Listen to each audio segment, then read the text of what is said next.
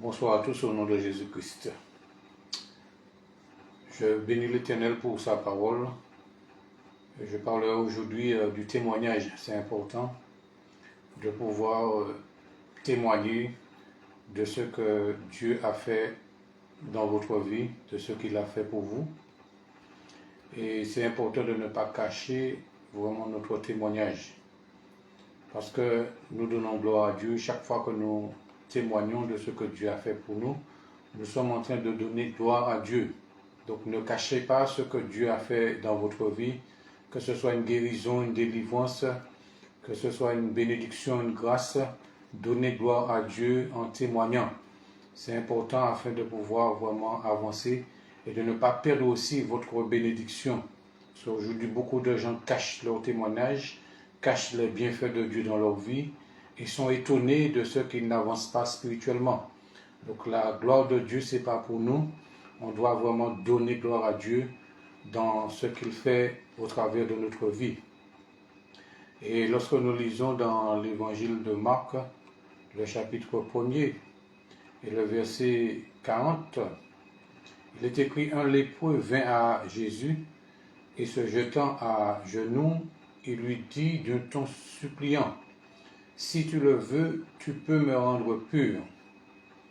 Jésus, ému de compassion, étendit la main, le toucha et dit: je le veux, sois pur. Aussitôt la lèpre le quitta et il fut purifié. Jésus le renvoya sur le champ avec de sévères recommandations et lui dit: garde-toi de ne rien dire à personne, mais va te montrer au sacrificateur et offre pour ta purification ce que Moïse a prescrit, afin que cela leur serve de témoignage.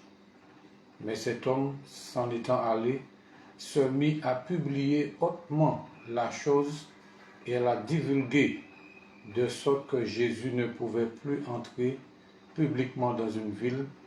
Il se tenait dehors dans des lieux déserts et l'on venait à lui de toutes parts. Alléluia. Donc la Bible nous dit qu'un lépreux vient à Jésus, et se jetant à genoux, lui dit d'un ton suppliant: si tu le veux, tu peux me rendre pur. Parce qu'un lépreux dans le temps d'Israël était considéré comme quelqu'un d'impur. Celui qui avait la lèpre était rejeté, était mis à l'écart. C'est quelqu'un qui vivait vraiment loin de la foule, ces personnes-là le plus souvent vivaient dans des grottes et vivaient vraiment cachés dans le noir. Ils n'avaient pas le droit d'être en contact avec la foule. Donc c'était des gens vraiment considérés comme impurs. Donc même lorsqu'on voyait un lépreux, les gens disaient: impur, impur. Voilà, donc c'était vraiment des gens qui étaient rejetés, méprisés, mis de côté, et même des gens les lançaient des pierres. Lorsqu'ils voyaient un lépreux, les gens lançaient des pierres sur les lépreux. Donc c'était vraiment des gens qui vivaient dans la souffrance physique, parce qu'ils étaient rongés par la lèpre. Parce que la lèpre, c'est quelque chose de terrible, ça ronge tous les membres du corps. La lèpre, ça ronge les doigts, il y a de ceux qui n'avaient plus de doigts, ça ronge les parties vraiment sensibles du corps. Donc la lèpre, c'est vraiment une maladie terrible. Et tous ceux qui étaient atteints de lèpre étaient considérés comme impurs. Donc il ne fallait même pas côtoyer un lépreux. Il ne fallait même pas côtoyer un lépreux, il ne fallait même pas parler à un lépreux, il fallait rester loin des lépreux. Et un lépreux vint à Jésus. Voilà, Jésus n'a pas fui devant ce lépreux. Jésus n'a pas rejeté ce lépreux. Il n'a pas dit à ce lépreux de ne pas s'approcher. Mais la Bible nous dit que ce lépreux-là, il se jeta à genoux au pied de Jésus, tout près de Jésus. Il lui dit de ton suppliant: si tu le veux, tu peux me rendre pur. Voilà, donc ce lépreux, il a cru que Jésus pouvait le guérir. Parce qu'il a bien dit à Jésus: si tu le veux. Il n'a même pas dit à Jésus: si tu le peux. Mais si tu le veux, ça veut dire qu'il croyait que Jésus-Christ vraiment pouvait le guérir. Simplement si Jésus le voulait. Donc déjà, ce lépreux s'est approché avec foi de Jésus. Il a cru que Jésus pouvait le guérir. Donc nous aussi, nous pouvons dire que lorsque nous approchons de Dieu dans la prière, croyez que ce que vous demandez, Dieu peut le faire. C'est ça la foi. Il faut s'approcher de Dieu avec foi, parce que sans la foi, on n'est pas agréable à Dieu. Lorsque vous vous approchez, lorsque vous priez, déjà croyez que Dieu vous entend, que Dieu vous écoute, et croyez qu'il est capable d'exaucer vos prières. Parce que si déjà à l'avance, vous ne croyez pas qu'il vous écoute, et vous ne croyez pas qu'il peut exaucer vos prières, vous avez déjà échoué. Vous avez déjà échoué. Donc il faut déjà croire que Dieu, Jésus, vous écoute, et croire qu'il peut, s'il le veut bien sûr, qu'il peut exaucer vos prières. Tout ça, s'il le veut, comme le lépreux a dit, si tu le veux, tu peux me rendre pur. Donc si Jésus veut, il peut exaucer vos prières. Mais il faut croire déjà qu'il peut exaucer vos prières. Il ne faut pas venir devant Dieu dans l'incrédulité. Parce que, voilà, la foi c'est une ferme assurance de ce qu'on espère, une démonstration de ce qu'on ne voit pas. Donc, peu importe, je pourrais dire, votre maladie, peu importe votre problème, sachez que Jésus peut vous guérir. Jésus peut vous délivrer. Jésus peut vous rendre pur. Si vous sentez que vous êtes impur, si vous sentez que votre vie est sale, vous menez une vie sale, une vie impure, vos mains sont impures, votre bouche est impure, votre langue est impure, vos yeux sont impurs. Si vous sentez que tout votre être est impur, vous êtes dans l'impureté, il faut savoir que Jésus peut vous rendre pur. Et la volonté de Dieu, c'est que vous soyez pur. Oui, c'est ça la volonté de Dieu. La volonté de Dieu, c'est que vous soyez saints et que vous soyez purs. Donc Dieu veut que vous soyez purs. Dieu veut que vous soyez saints. Il faut déjà croire que Dieu le veut. Et en croyant que Dieu le veut, il pourra le faire. Il pourra vous rendre saint et aussi il pourra vous rendre pur. Donc quand vous vous adressez à Jésus dans la prière, croyez que c'est sa volonté de vous rendre pur, que c'est sa volonté de vous sanctifier, de vous purifier, de vous délivrer, peu importe votre addiction, peu importe ce que vous dites ou ce que vous faites qui vous rend impur, mais croyez de tout votre cœur que Jésus-Christ, déjà il est vivant, qui vous écoute et il veut vous rendre pur. Voilà. Donc le lépreux, il s'est jeté malgré son état de lèpre, malgré son état lamentable et misérable. Il s'est approché de Jésus. Il n'a pas peur, il n'a pas eu peur de s'approcher de Jésus. Il a cru que Jésus-Christ pouvait le guérir. Donc n'ayez pas peur de Jésus-Christ. N'ayez pas peur de vous adresser à Jésus dans la prière. Il n'est pas là pour vous condamner, pour vous juger, pour vous rejeter. Non. Jésus veut vous rendre pur. Jésus veut vous pardonner. Jésus veut vous purifier. Jésus veut vous nettoyer, peu importe la saleté de votre vie. Jésus-Christ veut vous laver, vous nettoyer, vous purifier, vous sanctifier. C'est ça sa volonté. Et il peut le faire. Adressez-vous à lui tout simplement, comme ce lépreux.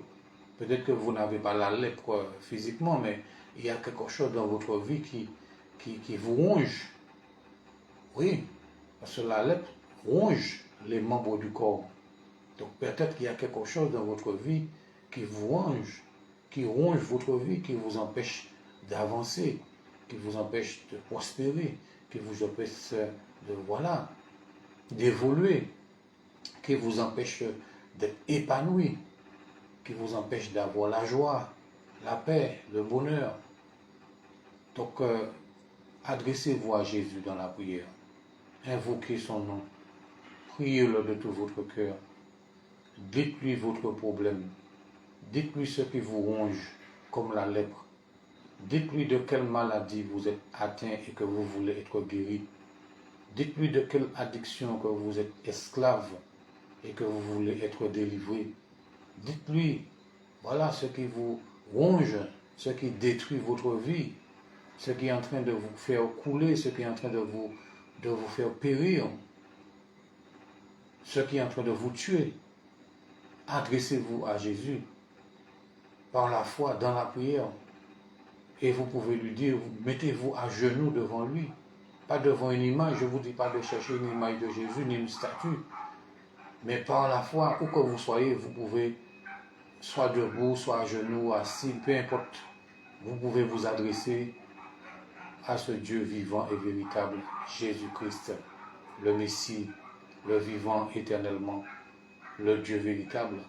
Vous pouvez vous adresser à lui, où que vous soyez, avec respect et avec foi, avec humilité.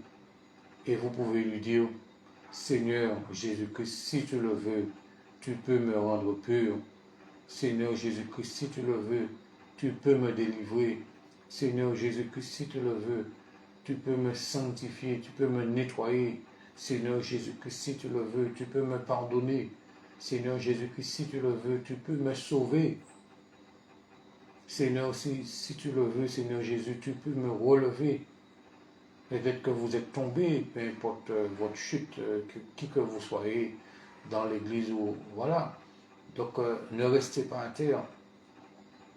Si vous sentez que votre vie spirituelle est en train de s'écrouler, de s'effondrer, réagissez. Réagissez, dites Seigneur Jésus, sauve-moi. Ma vie spirituelle est en train de s'effondrer. Seigneur Jésus, sauve-moi. Je suis en train de perdre, si vous êtes en train de perdre la foi, dites Seigneur Jésus, sauve-moi. Donc si vous sentez que vous êtes en train de sombrer spirituellement, réagissez.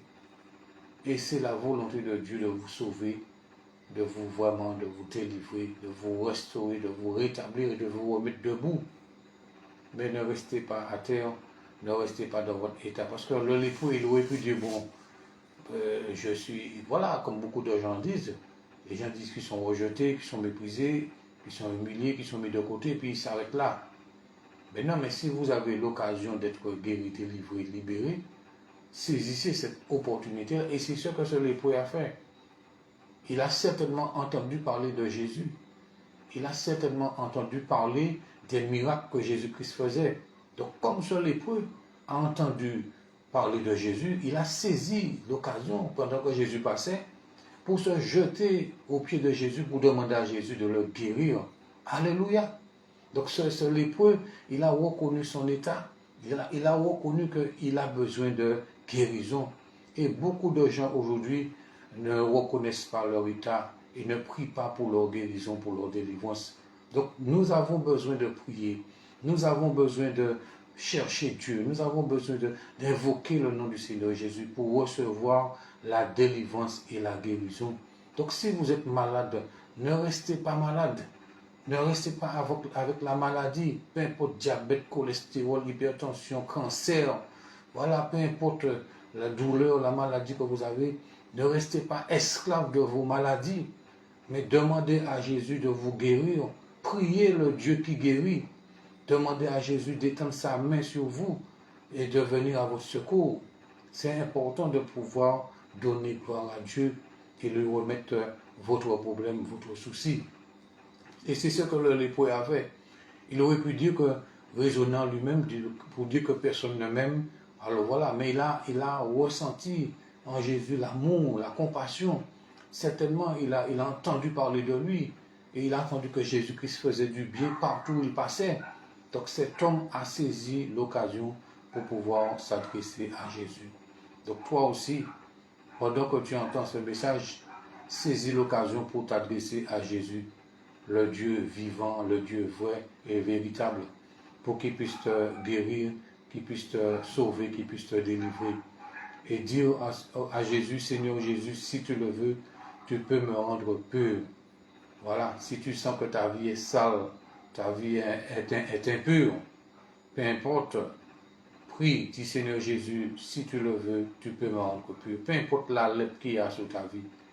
Et La lèpre, ça peut être quoi aussi? La lèpre, ça peut être une mauvaise réputation qu'on t'a collé, qui te colle à la peau. Et oui, la lèpre aussi, ça peut être une mauvaise réputation. On vous a donné une mauvaise réputation, on a mis une étiquette sur votre vie. Et cette étiquette est comme une lèpre qui est attachée à vous, qui est attachée à votre nom, qui est attachée à votre témoignage. C'est comme une lèpre. Et oui, donc la lèpre aussi peut représenter vraiment une étiquette qu'on a collée sur votre vie. Et vous pouvez demander à Dieu de vous délivrer de cela, de vous guérir, de vous purifier de cette lèpre qui s'est attachée à vous et qui ne veut pas vous quitter. Partout où vous êtes, cette lèpre-là est attachée à votre témoignage, est attachée à votre vie, à votre réputation. Le Seigneur veut vous rendre pur. Jésus-Christ, il a le pouvoir de vous purifier de toute forme de lèpre, que ce soit lèpre physique, que ce soit lèpre spirituelle, que ce soit lèpre naturelle ou surnaturelle. Jésus-Christ a le pouvoir, l'autorité et la puissance de vous guérir de toute forme de lèpre, de toute forme de souillure, d'impureté. Vous avez peut-être commis des péchés, pas peut-être, certainement vous avez commis de péchés. Il n'y a pas de petit péché ni de grand péché. Tout le salaire du péché, c'est la mort. Le don gratuit de Dieu, c'est la vie éternelle.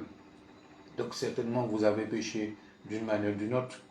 Ne vous condamnez pas vous-même, mais demandez à Dieu pardon pour vos péchés. Peu importe le péché que vous avez commis, demandez-lui pardon et demandez-lui de vous purifier. Dans la première épître de Jean, le chapitre 1er, vous pouvez lire tout le chapitre 1er de 1 Jean, eh bien, vous allez voir que la Bible nous dit que si nous confessons nos péchés, Dieu est fidèle et juste pour nous les pardonner et pour nous purifier de toute iniquité. Confessez vos péchés à Dieu. Reconnaissez la lèpre qu'il y a sur votre vie. Reconnaissez la lèpre qui est attachée à votre réputation. Reconnaissez la lèpre qui est attachée à votre témoignage. Demandez à Dieu pardon pour ce qui a provoqué cette lèpre. Voilà, pour ce qui a provoqué cette lèpre dans votre vie, sur votre vie. Et demandez-lui de vous rendre pur, comme ce lépreux a fait. Et Dieu est capable d'enlever, d'ôter cette opprobre. Parce que la lèpre aussi, c'est une opprobre. Il y a une opprobre sur votre vie. À cause du mauvais témoignage que vous avez rendu partout où vous êtes passé, vous avez rendu un mauvais témoignage. Donc il y a l'opprobre qui est là sur votre vie. Il y a une lèpre qui est attachée à votre réputation. Donc Jésus-Christ n'est pas là pour vous condamner. Il n'est pas là pour vous condamner, pour vous rejeter, pour vous mépriser. Même si des gens vous disent que Dieu vous a rejeté, ce n'est pas vrai. Il y a encore de l'espoir. Si vous êtes là, vous êtes en vie, vous regardez ce message, vous écoutez, vous regardez ce message, c'est parce qu'il y a encore de l'espoir pour vous. Vous pouvez revenir à Dieu, vous pouvez demander à Dieu pardon, et Dieu peut encore vous pardonner, il peut encore vous relever, il peut encore vous restaurer. Donc n'écoutez pas tous ces menteurs qui disent que Dieu vous a rejeté, que c'est fini pour vous, que vous êtes condamnés. Ce sont des menteurs. Le Seigneur dit qu'il ne met pas dehors celui qui vient à lui. Donc ne laissez personne vous condamner, mais revenez à Jésus dans la prière, par la foi, avec humilité, avec un cœur repentant. Et le Seigneur vous pardonnera. Le Seigneur va vous restaurer, vous rétablir, et il va vous remettre debout. Il va vous remettre sur pied pour que vous puissiez avancer, continuer à persévérer. Donc le lépreux il s'est jeté à genoux aux pieds de Jésus. Jésus ne l'a pas repoussé. Et il y a même des lépreux, voilà, regardez, qui sont venus. Ce n'était pas le seul lépreux qui était venu vers Jésus. Il y a d'autres lépreux. Les lépreux, ils savaient que Jésus-Christ avait le pouvoir de les guérir. Pourquoi? Parce qu'ils ont entendu parler des miracles que Jésus faisait. Certainement, ils ont entendu que Jésus a ressuscité des morts. Donc le lépreux même se dit, mais si Jésus-Christ a ressuscité des morts, il peut aussi guérir de la lèpre. Donc c'est ça, là, ils ont cru vraiment que Jésus était tout puissant pour pouvoir leur guérir de la lèpre. Parce que Jésus a ressuscité un homme qui était déjà mort depuis 4 jours. 4 jours, son corps était déjà en décomposition. Lazare, le corps de Lazare était déjà en pourriture. Les asticots déjà mangeaient toute sa chair. Et Jésus-Christ est venu Il a demandé d'ouvrir le tombeau de Lazare, d'ôter la pierre. Et il a prié, il a rendu grâce à Dieu parce qu'il savait que son père l'exauce toujours. Et puis il a ordonné à Lazare de sortir du tombeau. Un homme qui était déjà mort depuis 4 jours. Il a dit, Lazare, sort.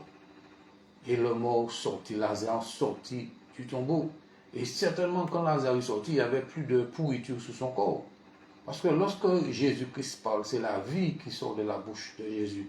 Donc au moment où Jésus a dit à Lazare de sortir, le corps avait déjà retrouvé, la vie avait déjà recommencé. Voilà, la mort avait quitté le corps de Lazare. La pourriture, tout ça était fini. Le corps de Lazare était redevenu vraiment normal. Il n'y avait plus de pourriture. Certainement, il y a des gens qui ont dû l'examiner, examiner son corps pour voir s'ils voyaient un asticot. Il n'y avait plus d'asticot, plus de pourriture dans le corps de Lazare. Pourquoi? Parce que le Seigneur de la vie a parlé. Jésus a dit, je suis la résurrection et la vie. Celui qui est la résurrection et la vie a parlé à Lazare. Donc ça veut dire que la résurrection et la vie sont venus dans le corps de Lazare. Et à partir du moment que la résurrection et la vie sont venus dans son corps a retrouvé la vie et la santé. Lazare est sorti du tombeau en bonne santé. Il n'est pas sorti malade. Et oui, ceux qui avaient tué Lazare, il l'avaient amené à la mort, il n'était plus, il avait disparu. Lazare est sorti vivant et en bonne santé. Pourquoi? Parce que celui qui est la résurrection et la vie lui a parlé et lui a ordonné de sortir. Donc c'est pour cela qu'il faut croire que Jésus est tout-puissant pour vous guérir, pour vous délivrer, pour vous restaurer, pour vous redonner la vie, pour vous ressusciter, pour vous redonner les bonnes choses que vous avez perdues. Voilà, pour vous redonner les grâces, les faveurs, les bénédictions, les privilèges, la santé que vous avez perdue. Voilà, Jésus-Christ a le pouvoir de vous redonner tout cela. C'est pour cela que vous pouvez lui parler, vous pouvez ouvrir votre cœur pour lui et lui dire vraiment tout ce qui ne va pas, tout ce qui a causé justement tous ces dégâts dans votre vie. Ouvrez votre cœur à Jésus et parlez-le avec respect, avec foi, avec humilité. Il y a des lépreux qui sont venus vers Jésus et ces lépreux ont été guéris. Il y avait 10 lépreux que Jésus-Christ aussi a guéris et un seul est revenu pour donner gloire à Dieu. Jésus leur a dit simplement, allez vous montrer au sacrifice. Pendant qu'ils étaient en chemin, ils ont tous vu qu'ils étaient guéris. Et un seul est revenu pour donner gloire à Dieu. Donc, je reprends l'évangile de Marc, chapitre 1, verset 40. Un lépreux vint à lui, il vint vers Jésus. Parce que quand le lépreux venait vers les gens couraient, les gens fuyaient le lépreux. Quand un lépreux venait vers quelqu'un, dans ce temps-là, les gens fuyaient. Quand les gens voyaient un lépreux s'approcher d'eux, ils fuyaient, ils évitaient d'avoir tout contact avec sexe. C'était vraiment ils étaient considérés comme impurs. Donc les gens fuyaient le lépreux, mais Jésus n'a pas fui. Jésus a vu ce lépreux venir vers lui. Jésus n'a pas dit stop, arrête, non. Non, écoutez ce qui s'est passé. Un lépreux vint à lui, il se jetant à genoux. Il s'est jeté aux pieds de Jésus, à genoux devant Jésus. Il lui dit d'un ton suppliant. Ça c'est important, c'est pour ça que chaque virgule, chaque point dans la Bible, chaque mot, chaque phrase a son importance. Il lui dit de ton suppliant. Il a supplié Jésus, on ne sait pas depuis quand il était lépreux, mais il a supplié Jésus. Il a supplié, Seigneur, si tu le veux, tu peux me rendre pur. Certainement, cet homme a souffert, non seulement il souffrait de sa maladie, de la lèpre, mais il souffrait aussi du rejet. Il y avait une souffrance physique, mais une souffrance morale aussi, une souffrance sociale, une souffrance spirituelle. Il y avait tout ça là. Une souffrance psychologique. Cet homme était vraiment accablé. Il en avait marre d'être rejeté, d'être humilié. Peut-être qu'on l'a lancé des pierres sur lui plusieurs fois pour le tuer. Cet homme était fatigué et il était chargé. Et il est venu vers Jésus de ton suppliant. De ton suppliant. Il y a même de ceux il y a des lépreux aussi qui se sont suicidés, qui se sont donné la mort. Et oui, il y a des gens même qui n'ont pas forcément la lèpre, mais qui se donnent la mort, parce qu'ils sont fatigués de leur maladie. Une maladie qui traîne, qui dure depuis des mois, des années. Il y a des gens qui se donnent la mort à cause de la maladie, parce qu'ils n'en peuvent plus. Peut-être que ce lépreux, peut-être qu'il avait l'intention il a déjà eu l'idée de se donner la mort. Jésus, c'était son dernier espoir. Il a bien fait de s'adresser à Jésus. Donc c'est pour cela que Jésus, c'est votre dernier espoir. Si vous avez l'intention de vous donner la mort à cause de la maladie qui s'est attachée à votre corps, le cancer que vous avez, vous êtes en train de maigrir, vous avez perdu l'appétit, voilà, vous avez perdu le goût de vivre, vous avez perdu vos relations, vous avez perdu beaucoup de choses, vous vous sentez méprisé, humilié, rejeté, et peut-être que vous avez déjà eu l'idée de mettre fin à vos jours. Si vous voyez aujourd'hui cette vidéo, c'est parce qu'il y a de l'espoir pour vous. Faites appel à Jésus. Suppliez Jésus, voilà, faites-le là. Demandez au Christ, au Seigneur Jésus, au Dieu vivant et véritable, de venir à votre secours, et de vous sauver, de vous pardonner, de vous délivrer, de vous guérir. Et vous allez voir vraiment cette guérison s'opérer dans votre corps. Vous allez retrouver la santé, vous allez recommencer à prendre du poids, vous allez recommencer à vivre, si je peux dire ainsi. Mais Jésus, c'est votre dernier espoir. Je vous le dis, Jésus, ce n'est pas un médicament pour vous soulager, mais c'est quelqu'un qui guérit réellement. C'est celui qui guérit. C'est le Dieu véritable qui guérit. Qui guérit. Alors vous pouvez faire à lui. Vous pouvez le supplier comme sur l'épreuve si vous sentez que vous êtes fini, que vous êtes écrasé, accablé, tout cela. Parlez à Jésus. Demandez-lui vraiment de vous sauver, de vous rendre pur, de vous guérir de cette maladie dont vous êtes fatigué depuis des années. Oui, peut-être que votre pasteur a prié pour vous, ça n'a pas changé. Un frère ou une soeur, vous êtes passé de pasteur en pasteur, d'église en église, et la maladie est toujours là. Et oui, il y a des gens comme ça. Vous passez d'église en église, de pasteur en pasteur, d'imposition des mains en imposition des mains. Dès que vous entendez un pasteur qui a l'onction, tout cela, vous courez, vous êtes même prêt à donner de l'argent pour être guéri. Et vous voyez que jusqu'à maintenant, la maladie est là, le cancer est là, ce problème est là. Mais faites appel directement à Jésus. Demandez-lui pardon là où vous avez péché. Demandez, renoncez à tout ce peut-être que vous avez dans vos maisons, le fétiche, tout ce qu'on vous a donné, soi-disant pour la guérison. Rejetez ces choses-là, brûlez, détruisez tous les fétiches, les choses occultes qu'on vous a données, soi-disant pour vous guérir. Au contraire, ces choses-là vous chargent encore plus et ça bloque votre guérison. Donc rejetez ces choses-là, tous les fétiches, toutes les choses occultes qu'on vous a données, soi-disant pour vous guérir, pour des porte-bonheur. Détruisez, brûlez ces choses-là. Et tournez-vous vers Jésus dans la prière. Adressez-vous à Jésus dans la prière. Adressez-vous à Jésus-Christ dans la prière. Et parlez-lui. Remettez-lui ce souci. Parlez-lui de votre maladie. Et puis demandez-lui de venir à votre secours. De vous faire grâce, de vous pardonner. C'est là important. Donc le lépreux, il se jeta au pied de Jésus et il supplia Jésus. Peut-être qu'il avait les larmes aux yeux. Parce qu'il était fatigué de la lèpre. Il y a quelque chose dans votre vie qui ressemble à une lèpre, qui est attachée à vous, à votre nom, à votre réputation, à votre corps. Et vous êtes fatigué de cela. Cela dure depuis des années, des dizaines d'années peut-être. Mais suppliez Jésus. Suppliez Jésus. Demandez-lui, dites Seigneur Jésus, si tu le veux, tu peux me délivrer. Seigneur Jésus, si tu le veux, tu peux me rendre pur. Seigneur Jésus, si tu le veux, tu peux me guérir. Voilà. Quand vous dites si tu le veux, tu peux, ça veut dire que vous croyez qu'il peut et qu'il pourra le faire et qu'il le fera. Et le verset 41 nous dit, Jésus, ému de compassion. Quand Jésus vous écoute, il est ému de compassion. Quand Jésus vous écoute vos prières, il est ému de compassion.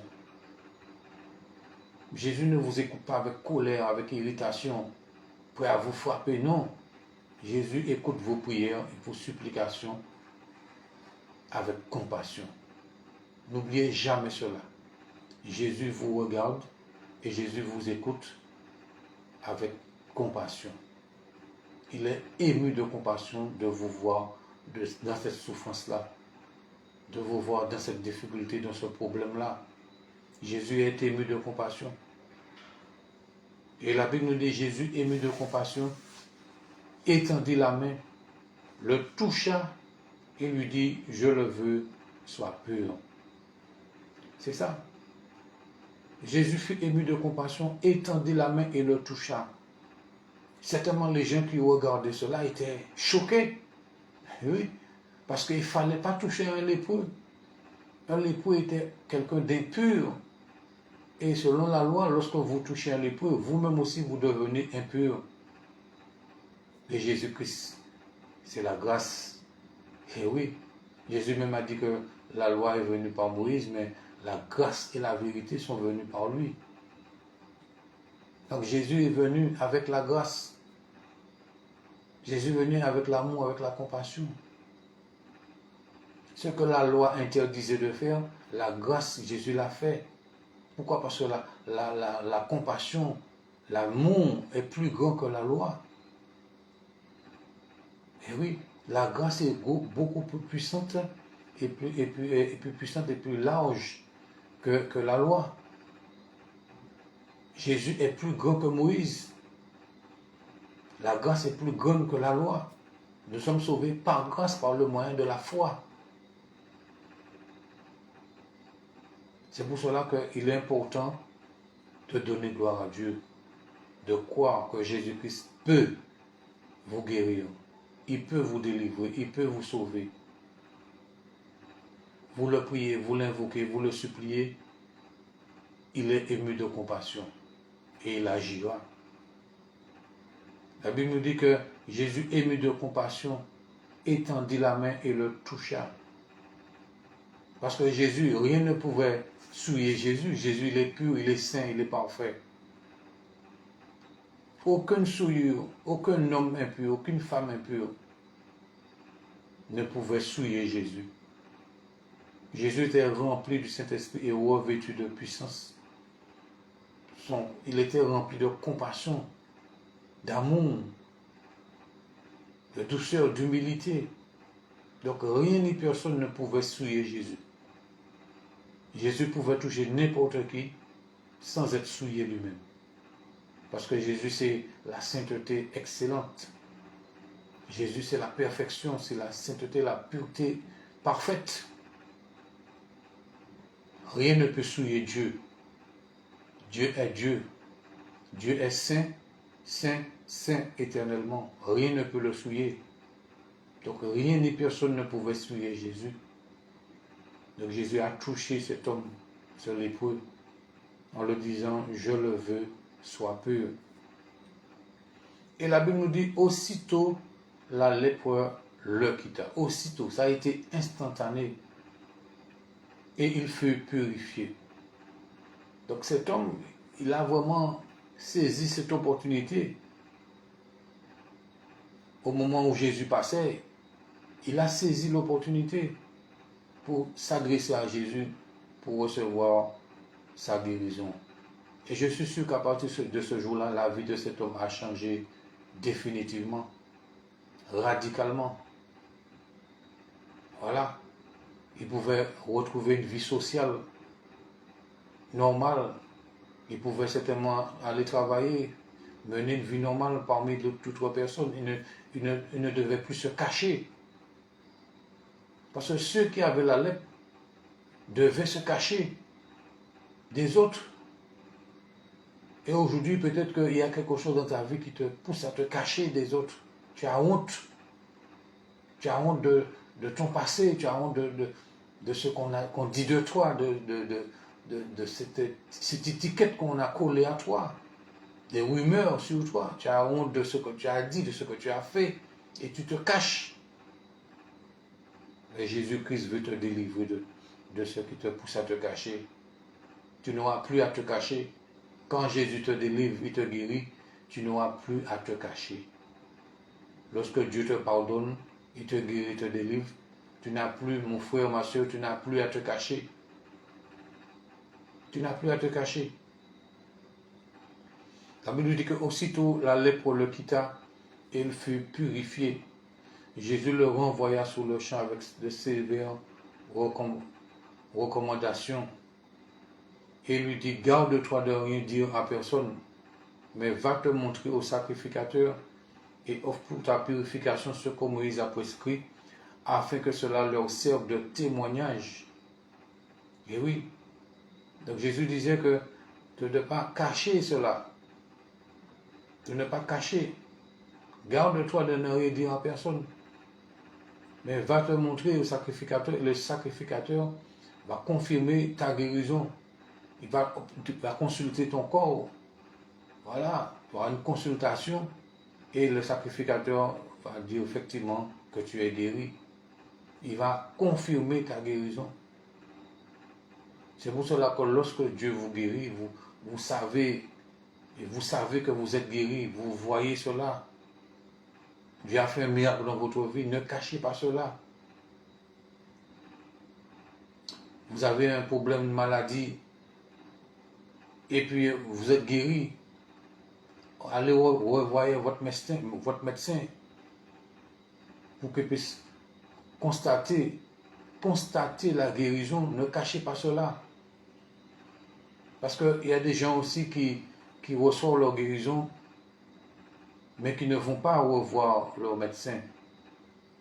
Pourquoi? Pour ne pas perdre les avantages qui sont liés, les avantages financiers qui sont liés à cela. Parce qu'ils savent que s'ils disent aux médecins qu'ils sont guéris, ils vont perdre les allocations, ils vont perdre l'argent qu'on leur versait à cause de cet handicap, à cause de cette maladie. Donc c'est pas bien.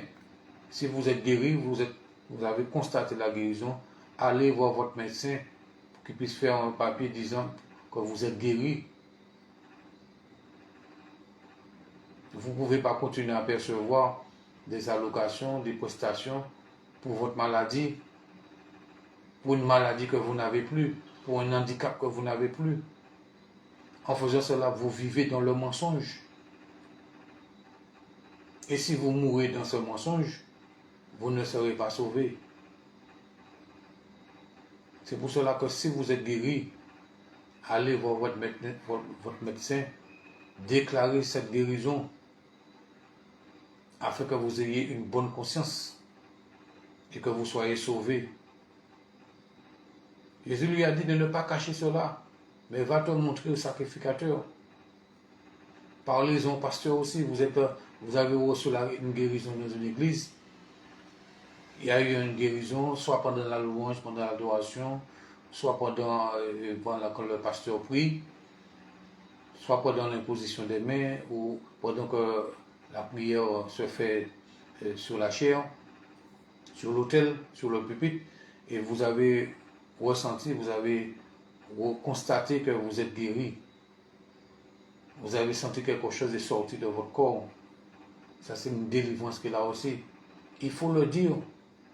Il ne faut pas cacher cela. Ne cachez pas la guérison et la délivrance. Mais dites cela au pasteur. Si vous aviez toujours des maux de tête et depuis vous n'avez plus de maux de tête, si vous étiez insomniaque, vous ne dormez pas le soir, vous dormez maintenant, il faut le dire. Il faut le dire à l'église. Là où vous avez été guéri, là où vous avez été délivré, premièrement, il faut le dire. Même si vous allez témoigner dans d'autres églises, peu importe là où vous irez, mais commencez déjà là où vous avez reçu la guérison, là où vous avez reçu la délivrance. Il faut témoigner, parce qu'en faisant cela, vous donnez gloire à Dieu et vous scellez votre guérison et votre délivrance. Ne cachez pas cela. Et à cause de cela, vous allez progresser spirituellement et vous serez sauvés.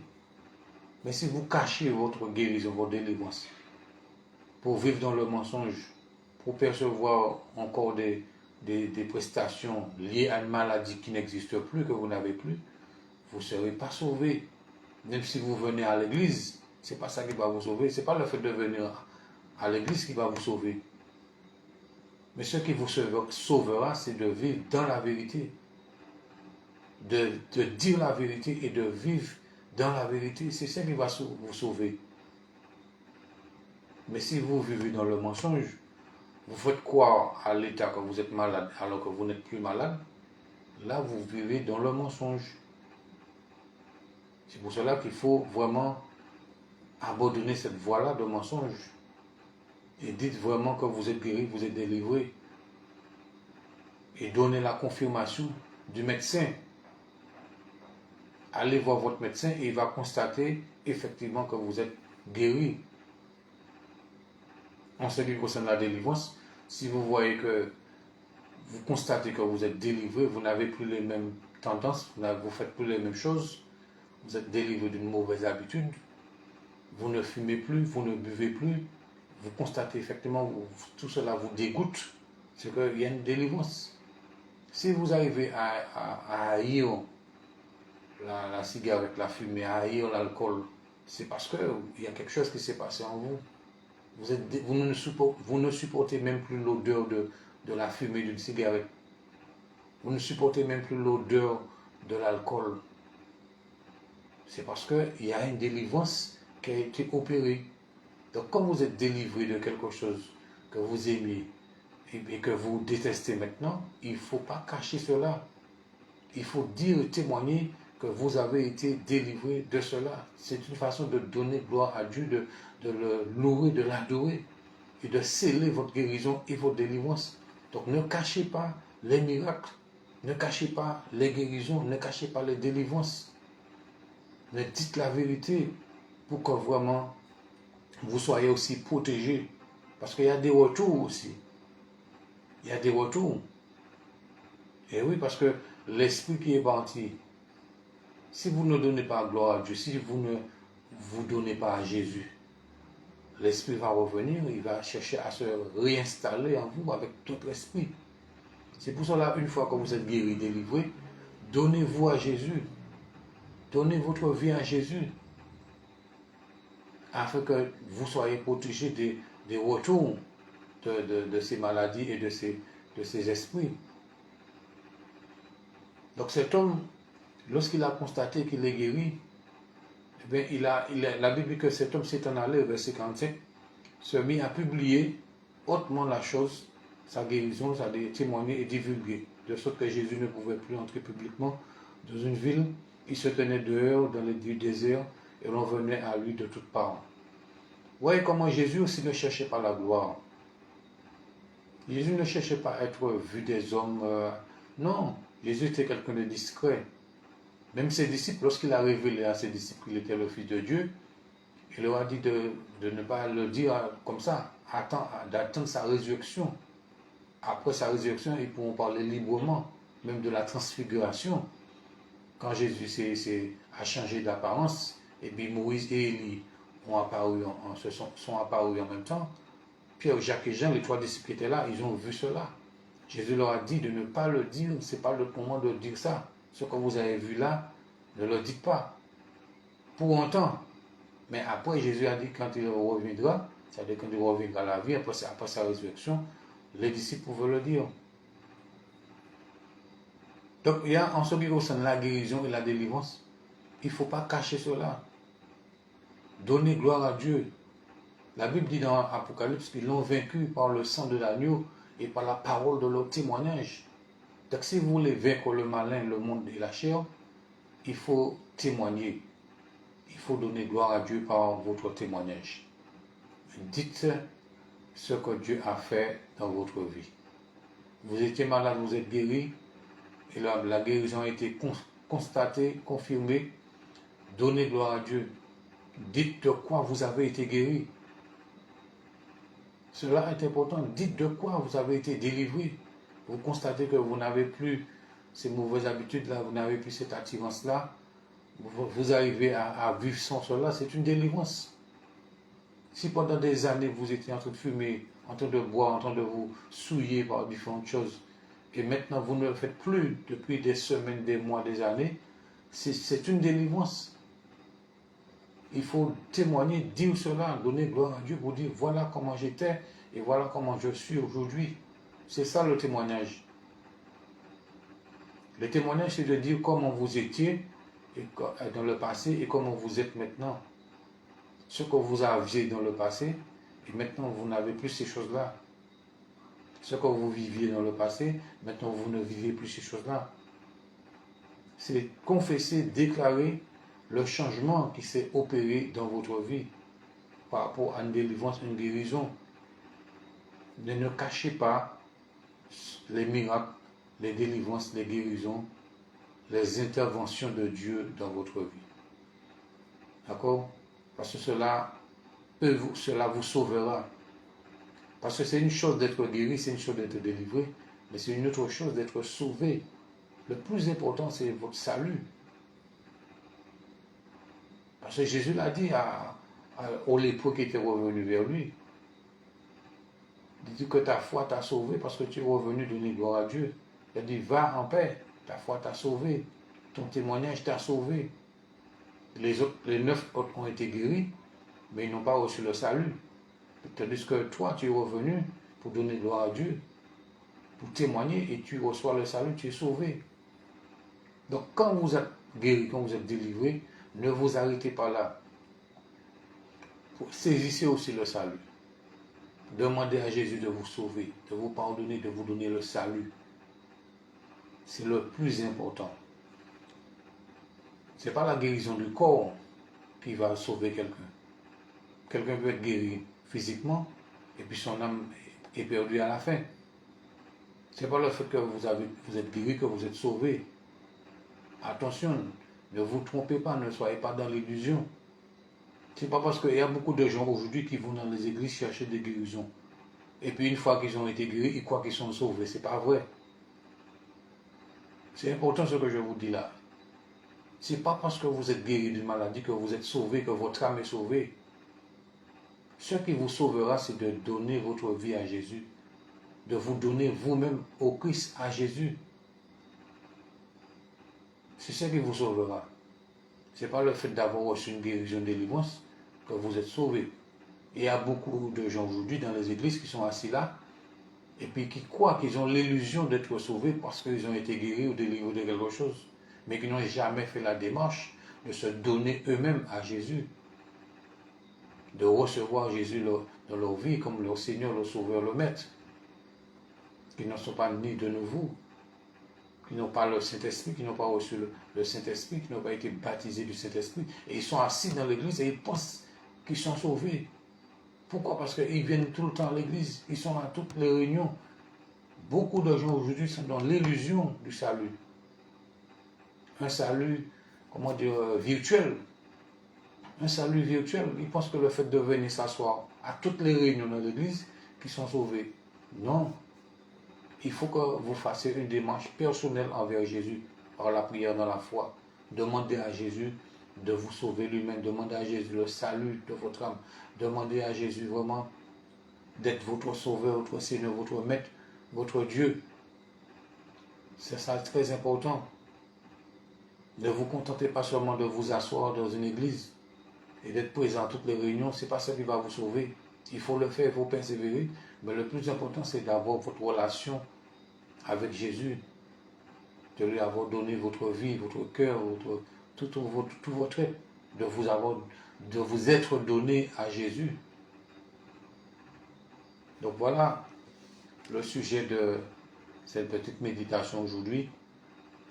Donc peu importe le problème que vous avez qui est comme une lèpre dans votre vie, si vous sentez qu'il y a quelque chose qui s'attache d'impur, de sale, de mauvais, de méchant qui s'est attaché à votre vie et qui ne vous lâche pas, c'est le moment de prier et de supplier Jésus de vous délivrer, de vous guérir, de vous purifier. Vous pouvez le faire maintenant. Répétez cette prière après moi. Seigneur Jésus, je reconnais mon état. Je reconnais ce que j'ai. Je reconnais mes péchés. Je reconnais que j'ai péché. Je te demande pardon pour mes péchés.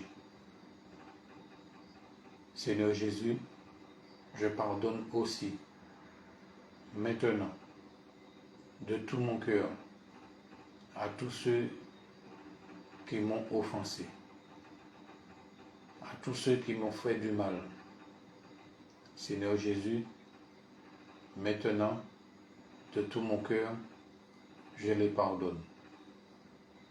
Seigneur Jésus, j'ai entendu ta parole. Je crois que tu es vivant, que tu es le Dieu véritable et vrai. Je te demande maintenant de venir à mon secours, de me sauver, de me délivrer, de me purifier, de me nettoyer, de me sanctifier. Seigneur Jésus, je te reçois maintenant dans ma vie comme mon Seigneur, mon Sauveur, mon Maître et mon Dieu, pour toujours et pour l'éternité. Seigneur Jésus, pardonne mes péchés, donne-moi le Saint-Esprit et donne-moi la vie éternelle. Je te rends grâce et gloire d'avoir exaucé cette prière en ce jour. Je remets, Seigneur Jésus, mon esprit, mon âme, mon corps, mon cœur, mon présent et mon avenir et mon éternité entre tes mains. À partir d'aujourd'hui, à partir de maintenant et pour toujours, Seigneur Jésus-Christ, je t'appartiens. Je t'appartiens totalement et définitivement. Et désormais, que ta volonté soit faite en moi, que ta volonté soit faite dans ma vie. Seigneur Jésus, conduis-moi dans une église, dans un lieu que toi, tu reconnais, que toi tu as planté, que toi tu as choisi et que toi tu as établi, afin que je puisse persévérer et que je sois aussi baptisé par immersion. Alors merci Jésus pour ta grâce, merci pour le Saint-Esprit qui m'aidera à persévérer et qui me conduira dans toute la vérité. À toi Jésus la gloire, l'honneur, la puissance et la louange au siècle des siècles. Amen. Donc voilà. Donc si tu as fait cette prière, je gloire à Dieu. Alors vraiment que le Seigneur te bénisse, que le Seigneur te garde, te sauve, te pardonne, que le Seigneur vraiment te guérisse, te purifie, te nettoie, te sanctifie et que vraiment Dieu fasse de toi son enfant. La Bible nous dit dans l'évangile de Jean, chapitre 1er, à tous ceux qui l'ont reçu, à ceux qui croient en son nom, elle a donné le pouvoir de devenir enfant de Dieu. Alors en faisant cette prière, tu deviens un enfant de Dieu. Et n'oubliez pas de trouver une église que Jésus reconnaît, que Jésus a établi, qu'a choisi pour pouvoir persévérer. Ne restez pas seul, ne restez pas isolé, mais cherchez la communion fraternelle avec d'autres personnes qui invoquent le nom du Seigneur Jésus-Christ avec foi, de cœur pur. Que Dieu vous bénisse et puis je vous dis à bientôt pour un autre encouragement, une autre édification. Je vous bénis, chrétiens, aussi persévérez, tenez bon. Et puis si par malheur une lèpre spirituelle, quelque chose d'impur, de mauvais, s'est attaché à vous, ne restez pas dans cet état. Demandez à Dieu pardon pour ce qui a provoqué justement cela dans votre vie. Repentez-vous, humiliez-vous devant le Seigneur. Demandez-lui pardon, demandez-lui de vous délivrer. Et que le Seigneur vous restaure et vous rétablisse. Et que vous soyez de nouveau en bonne santé pour persévérer jusqu'à la fin. Que Dieu vous bénisse et je vous dis à très bientôt. N'oubliez pas de partager cette édification et aussi de vous abonner. Que Dieu vous bénisse. À bientôt.